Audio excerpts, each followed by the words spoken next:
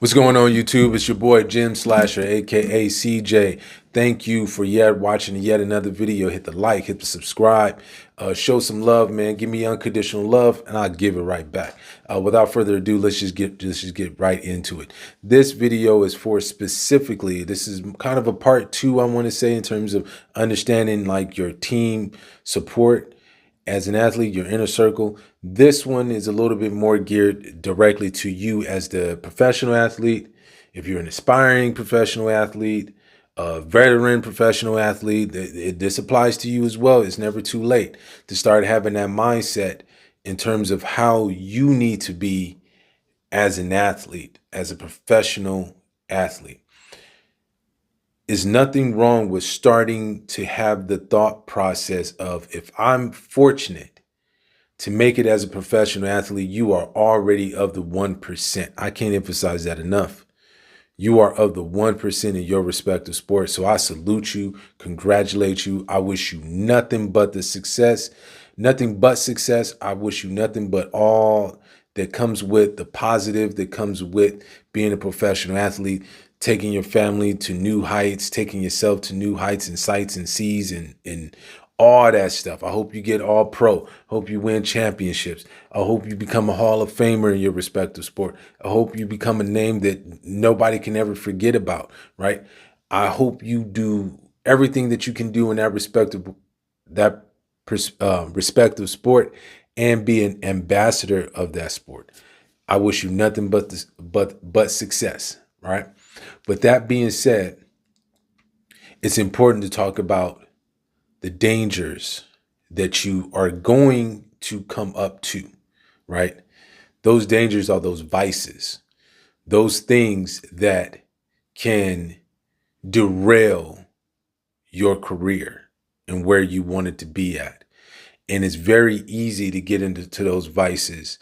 And if you don't have a good, right, one video I talked about before, right, a good inner circle, you can veer off. But it starts with you at the end of the day, right? It still starts with you. Even when your mistakes, you have to hold accountability for yourself in those mistakes.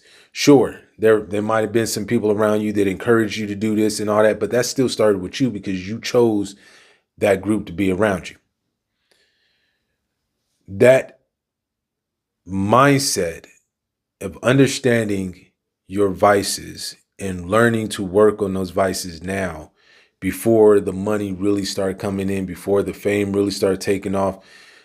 Do not lose your humbleness, your humility. Understand that as you progress and you're making money, you're being known, there's going to be bigger and more tag-alongs, right? But learning how to say no, understanding the right people that are around you, knowing what they are and knowing what they're trying to do, what is their end game, right? But also understanding what you need to do as an athlete to further your finances, further your career, and and knowing how to stay away from things that can derail what you have and what you built. Understand your athleticism got you there. Like I've said before, your character is going to maintain you in your profession, and then the judgments, the decisions that you make along the way in your professional journey is the biggest thing that's going to maintain you staying in your profession. We hear so many times, particularly young men who fall victim to getting into bad relationships, right? And that could be friends, and that could be, intimate relationships, right?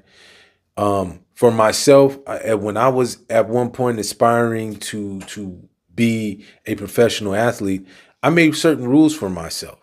I'm just going to, I made certain rules for myself. One of those rules in terms of intimate relationships was, if I wasn't going to find a right woman as my trajectory to the career, if I don't find her during that time while I'm at my, grind mode, if I was fortunate to make it professional and I don't have a woman in terms of intimate relationship, fiance, wife, that type of level, then I was not going to get into a relationship, because then I can't trust that person if they are genuine for me or they're genuine for the money. Are they going to be here? Those kind of things were going to drive myself up the wall, and I didn't want to do that, right? I wanted to focus on my profession and my craft, and women were not going to be my distractor. Either I was going to be married or I wasn't. And if I wasn't, then so be it. And without a family, so be it. While I'm in this career, while I'm in my sport, I'm in it. And that's it, right? You have to set certain rules and boundaries for yourself, wherever that may be at. But you have to be smart about what's around you. Don't sit around there and say, well, I'm not, the drugs aspect of it, being, addicted to painkillers or other vices, other drugs, or of recreational drugs, how that can derail your career and stuff. Don't even hang around it. And it's easier said than done, but your standards are your standards. And if you have the training to say no and stand on your standards, it becomes easier as you get older. That's not saying I'm not telling you to be a quote unquote square or a no fun person or anything like that. What I'm saying is knowing when to have a good time, knowing when not to, keeping in mind of your respective craft. That's the importance, and that's what got you there. And don't forget, that is what's going to keep you there and maintaining and growing your mental and being a good high character athlete, a high character person, because the game is going to get done with you. And as a professional athlete, the biggest thing that I can give you is understanding, as you being a professional athlete, it is important to understand that being a professional athlete means it's a business, and your workplace and your work environment and the employees, your coworkers, those things are very important in terms of your longevity. Are you a good worker? Do you work well with others? These are the things that's going to keep you in your respective sport. Your athleticism and your athletic prowess, your talent, your skill set is all great. But what's going to keep you in the league is your character. I've seen it so many times across every facet of sport, from football to tennis to golf to basketball to hockey to soccer. They'll love you as long as you're talent and you not working on your character, and you got bad attitude, you got bad practice habits, you're uncoachable, you do what you want when you want. I promise you, your talent will diminish. Father Time always wins. Your talent will diminish.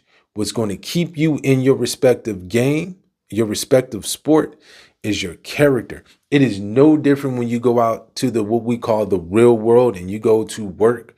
And if you are a malcontent at work, you're showing up late, you're not coming into work, you're always getting into things, you're into gossip, you're in this, but you have a good talent, you have a skill set, and you're a good talent, good companies will move on from you faster than they can breathe, because it's not good for the environment. It costs too much money to keep you.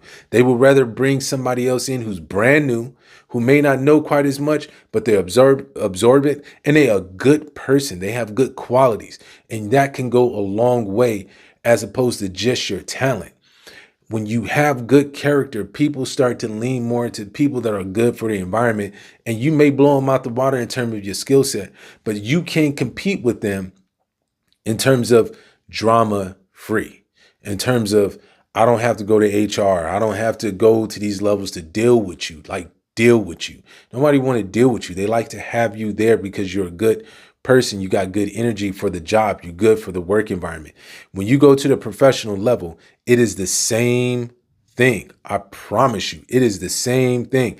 They'll tolerate you until they don't have to tolerate you. And as a business, they will cut you and say goodbye. Let somebody else be that headache. Oh, and by the way, In the professional landscape of things, managers, GMs, owners, they talk. So they know what they're getting they know what they're getting into when they trade. When they realize a top athlete got traded and they're 24, 25, or 26, and they got this and they got traded, know that there's something that just wasn't right. Are you that, or is it one of those kind of deals where it was just a deal they just cannot pass up? But understand your character is what's going to keep you in your respective sport. Work on that now. If you haven't been working on that, start working on that. Start mending some of those fences that you burnt with some of these coaches, with some of these GMs, with some of these players. Start mending those fences. Start working on that so you can stay in the game. There's a lot of players that have that has a lot of juice left. They cannot get back into the professional, their top level profession, because they were buried on bad character, poor character. They can't get back in.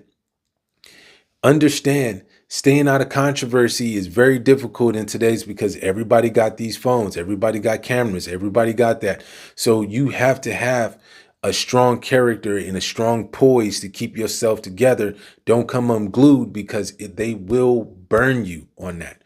But with that being said, I don't want these videos too long, man. I want to get them short and to the point. Right. So with that being said, I'm going to close this thing out. But understand, your character is with everything. Your character is all you got. Trust me, your character is all you got. It's going to take you to the moon and back. All right. With that being said, I appreciate you. Who are you? What is your mission?